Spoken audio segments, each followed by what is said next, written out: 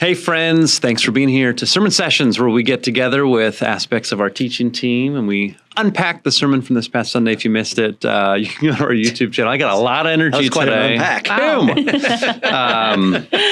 Coming off of a big full day, and it's a joy to be with each of you. And we're actually going to talk a little bit more about the in-person recording. You can find that on Spotify, on podcast. It's not on the YouTube channel. We pre-record the YouTube channel, but when you think about peace, let's just start with that. When you think about peace, what are some things that come to mind? Just, images, concepts, ideas. There's no wrong or right, other than what comes to mind when you hear the word peace. Right relationship. Right relationship. Flow in a relationship.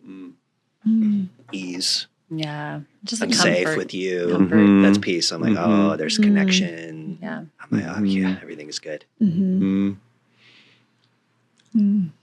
Yeah. Just wholeness. Wholeness. Yeah. Just being, there's nothing missing. You're just with the moment. And it's like very flowy, very warm. Yeah, I think visually speaking, I definitely think about being in nature, like the forest, being in like a gorgeous kind of quiet blanketed forest, or at the beach, just kind of being in God's creation. I feel like really cultivates peace. And I do think about this in terms of peace not being circumstantial, though, too. Being like, okay, peace really means this isn't disruptible in a way, like true peace. And I don't want to be like, not like the secular version of just inner peace. I think of, oh my gosh, Jack Black and Kung Fu Panda. Inner peace, world peas, dinner please. Like he does this whole thing. I'm like, just meditate. That's not what I mean.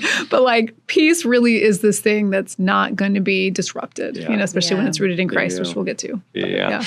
I told the story, I think maybe both on the pre-recorded, but in person, about walking into Altadena 2 days after the onset of the fire, walking up to my sister's home, and just how eerie it was because the wind had stopped. There was no sirens. There was no alerts on the phone. There was no cars. It was all barricaded. We had to, walk back in 1.5 miles, and you couldn't even hear the electricity on the lines because there was no power.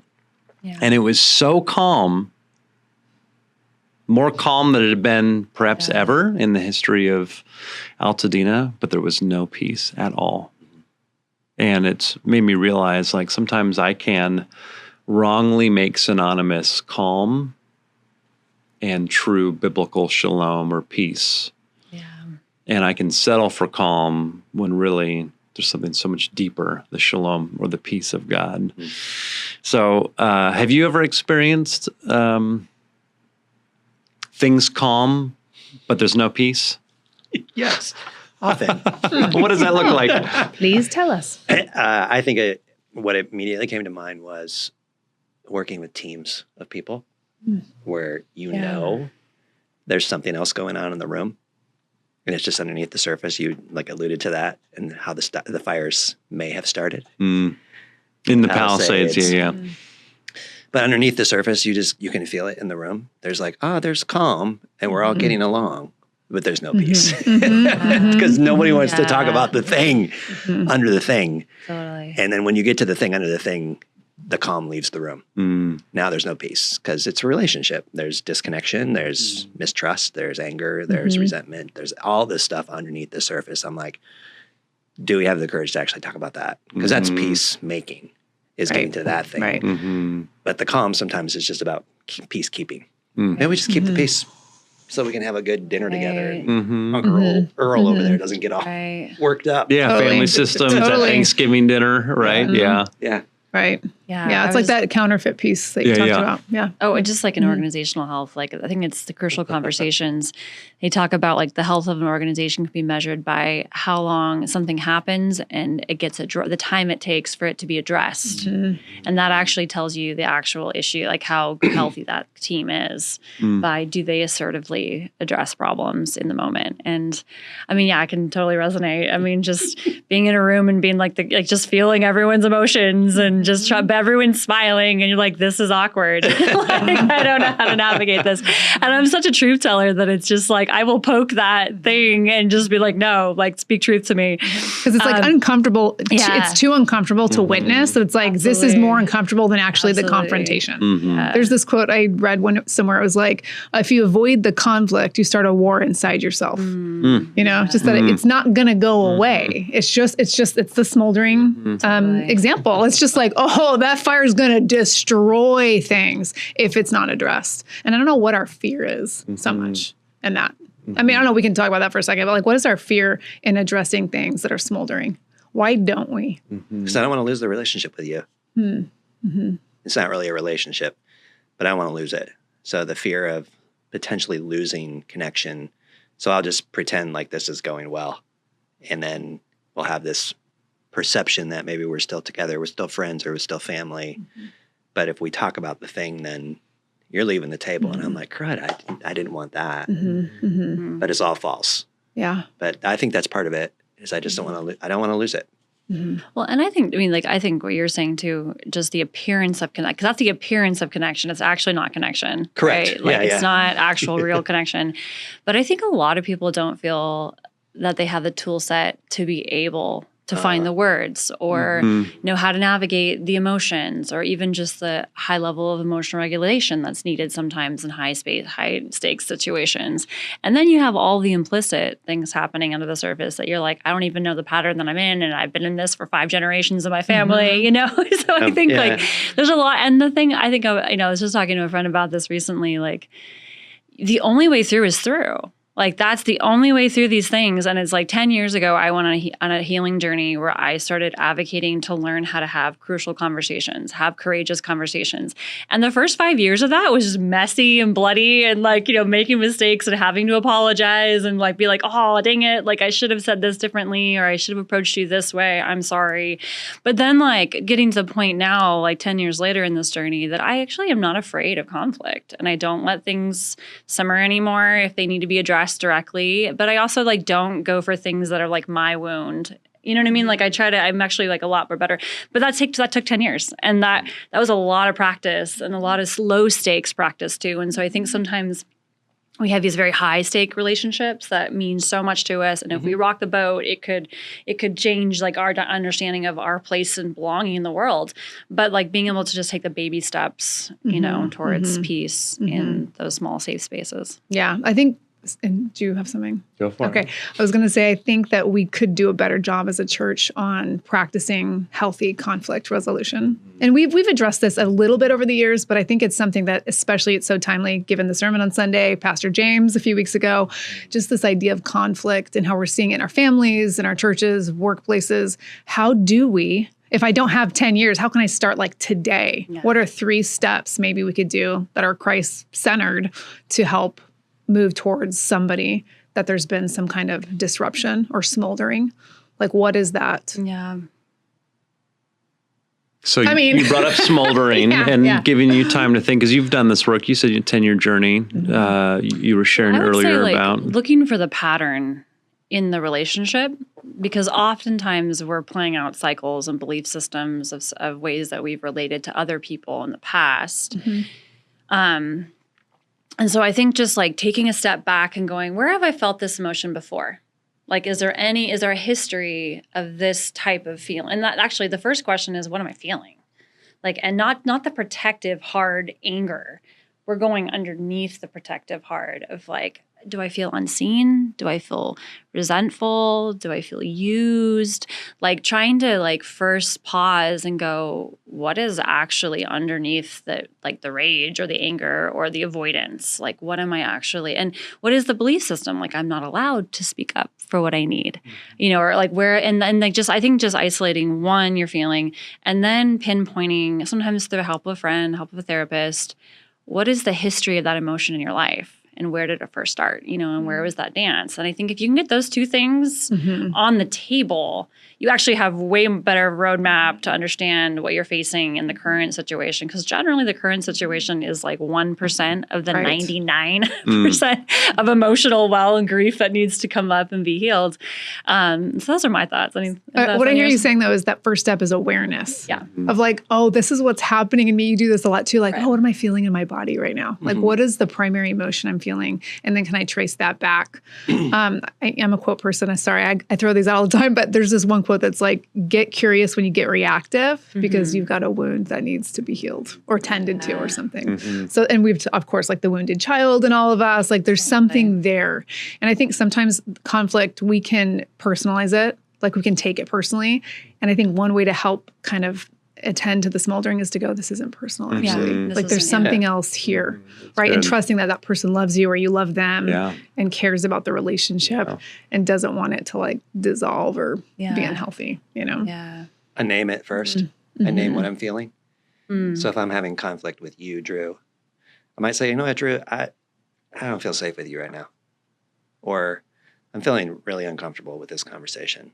I don't even think I want to have this conversation. Would you help me? So I'm inviting you into my vulnerability, which is scary. That is I think scary. what it does is it just kind of dismantles my own fear and my own resistance. So I'm starting with me. I'm not making you the problem. I'm just like, hey, I'm having this conflict and I'm scared. I'm afraid of having this conversation. Would you help me? Like, how do you hear that? Have you? I mean, I've never heard that before. Right. Is how I hear it. But Sure. It's like, what do you say to that? I mean, it's such a beautiful invitation because we so often look at the other person as the problem and they're the mess. I had a mentor years ago. He often said, talking about depersonalizing, like imagine kind of the messes on the table. And then each person, even if they're on the other side of the table, it's helpful because they have a vantage point to the mess. Yeah. Rather than the mess is in you or the mess is in me and that's the issue. But, lay the mess on the table and to talk about it and to work through it. The awareness piece is key. And then I hear you saying it's like, do I have the ability to access resources in myself, in my being, in my agency to then navigate? Awareness, access. I'll come back to the image that's been brought up if people didn't catch the message. About the smoldering piece. So right now, we're recording this in October, and allegedly, of course, things will come out, but allegedly the January 7th Palisades fire allegedly didn't start on January 7th. And allegedly it started actually on New Year's Eve. And I had some friends who are part of the church who live in that part of the Palisades Highlands who told me that week, oh, I don't think this is a new fire. This is the fire from New Year's Eve. So this was talk among the neighbors who had video footage of it, and they were comparing where the fire was to where it, started again. But allegedly, a fire started on New Year's Eve, and the fire department came, put it out, or so they thought, allegedly. And January 1st went by, January 2nd went by, January 3rd, 4th, 5th, 6th, the morning of the 7th, and on the surface, fire is out. But what they believe happened is that it was smoldering under the surface. Yeah. And a new environment, new wind popped up and brought what was under the surface above the surface, and it became the biggest disaster in LA history. And if that's true, and even if it's not true, as a metaphor for, gosh, there's so much that can happen under the surface in a family system, within a friend group, within a group dynamic, team dynamic, nationally, culturally, and just because it's under the surface doesn't mean it's out. So naming it, identifying it, depersonalizing it, going after it. And I think bringing safe people in to coach you. And like, I have a board of directors for my life. And whenever I hit something that just is like, whoa, I don't know how to handle this, I just go to them and I go, my strengths, my weaknesses. Speak to me frankly, like where can I grow in this? But also like, I do need help. Like, and I think we need to like be looking and trying to find people who have a grace on their lives or a breakthrough in their lives that we want. Like I look constantly. I'm always looking for people. I'm like, who do I want to like get like some wisdom from, And I think that that's a part. I think if you, like it says like ask, seek, knock. Like if you want this, if you want breakthrough in your relationships or whatever, finances or whatever, like you need to do a little ask, seeking, knocking. What do you mean? Like because the Lord has put our community like so many people with graces on their lives, or breakthroughs or years of experience, and we don't have to do it alone. So. In the sermon, I mentioned how, though Jesus says in John 14, the peace that I give you is unlike how the world gives it. It's my peace that I give to you. How he was also speaking it into the context of first century, occupied, militarized people group. And I saw the room kind of perk up when I said that, because the Roman Empire had come in and they had overtaken the region, and it was a militarized zone, and they were funneling the taxes, from the people and the resources of the people back into the Roman Empire. And there was 4 religious groups, and this is, broad, but there was the Sadducees, the Pharisees, the Essenes, and the Zealots, all within the Jewish faith. This isn't even the pagans in the world. These are the within the religious community, broadly speaking. And how interestingly Jesus, who is the Prince of Peace, came to bring peace different than how the Sadducees thought they could get peace, which was through power and aligning themselves with the Roman Empire. Different than the Pharisees, who thought, to broadly say it, they could achieve peace through being obedient to the law and that self-righteous kind of identity.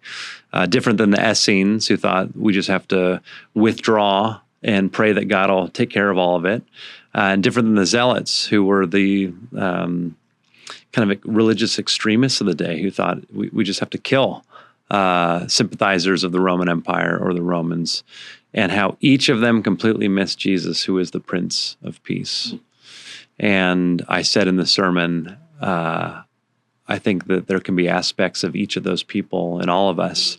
Yeah. So when you think about Sadducee, Pharisee, Essene, Zealot, I think sometimes I can be like the Essenes, where I withdraw, where I don't deal with the conflict, where things come up and I retreat. So I probably have an Essene or Qumran community spirit that pops up often. And I'm curious, when you think about those 4, are there any that come to mind for you as you view the world, navigate the world? I can certainly name you 2. Oh, really? I'd love to hear. No, we're just yes, playing. please tell us. Jesus people. Tell me who I am. I know about you 2. Well, obviously, I think that we can identify with all 4. I think that there are overlaps and stuff, but generally, I think sometimes, maybe even from my upbringing, the Pharisaical kind of, I'm doing all the right things. I did this is my case for how I've checked off the box of whatever expectation is in the situation, and so kind of like standing behind my good works, basically, of like, no, I did this. This is my evidence. This is my proof, and holding that sometimes a little too rigidly in a conversation versus like being a little more curious, Cool. Which one am I? At least I'm not like the Sadducees. At least I'm not like a Zealot.